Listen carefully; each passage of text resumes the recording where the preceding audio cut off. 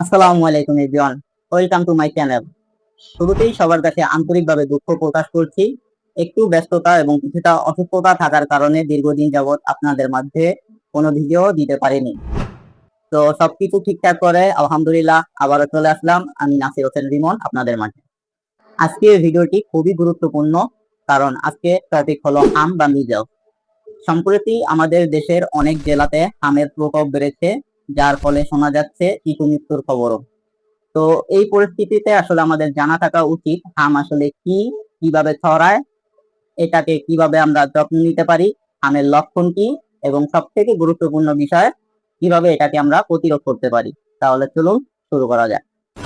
আম আসলে কি? আম আসলে একটি ভাইরাস জনিত সংক্রামক রোগ, যা মূলত আক্রান্ত ব্যক্তির হাঁচি, কাশি বা শ্বাস প্রশ্বাসের মাধ্যমে বাতাসে ছড়িয়ে পড়ে। আক্রান্ত ব্যক্তি হাঁচি কাশি দিলে ভাইরাস যুক্ত ক্ষুদ্র কণা বাতাসে ছড়িয়ে পড়ে, যা বাতাসে 2 ঘন্টা পর্যন্ত বেঁচে থাকতে পারে, যার ফলে এক ব্যক্তি থেকে অন্য ব্যক্তিতে খুব সহজেই সংক্রমিত হয়। এবার বলি, আম হলে কি কি লক্ষণ দেখা দিতে পারে। আমের সর্বপ্রথম লক্ষণ হলো হঠাৎ করে তীব্র জ্বর আসা। 104 ডিগ্রি ফারেনহাইট পর্যন্ত জ্বর হতে পারে। নাক দিয়ে পানি পড়া, সর্দি কাশি, চোখ লাল হয়ে যাওয়া, আলোতে অস্বস্তি লাগা, মুখের ভেতর ছোট ছোট সাদা দাগ, যাকে আমরা কপ্লিক স্পটস বলি, এবং 3 থেকে 5 দিনের ভেতর মাথা এবং কানের পেছন থেকে শুরু করে পুরো বডিতে লাল ফুসকুড়ি বা র্যাশ ছড়িয়ে যেতে পারে। আমের প্রতিকার কি? আম হলে অবশ্যই কিছু বিষয় মেনে চলতে হবে।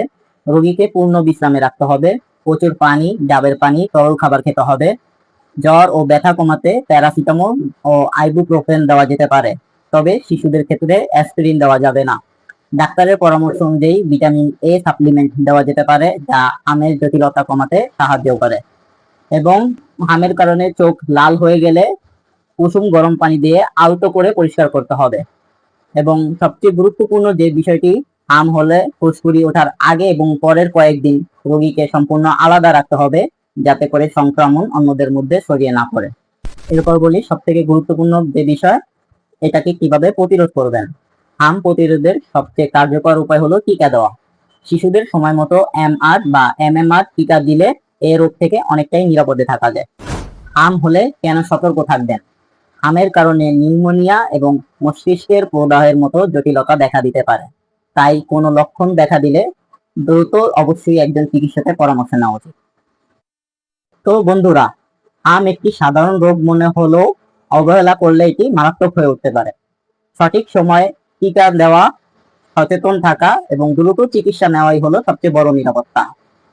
ভিডিওটি যদি আপনাদের কোনো উপকারে আসে তাহলে লাইক দিন এবং বন্ধুদের সাথে শেয়ার করুন, এবং এমন আরো অনেক স্বাস্থ্য বিষয়ক ভিডিও পেতে আমাদের চ্যানেলটি সাবস্ক্রাইব করে পাশে থাকুন। সবাই ভালো থাকবেন, সুস্থ থাকবেন, দেখা হবে পরবর্তী কোনো ভিডিওতে। আল্লাহ হাফেজ।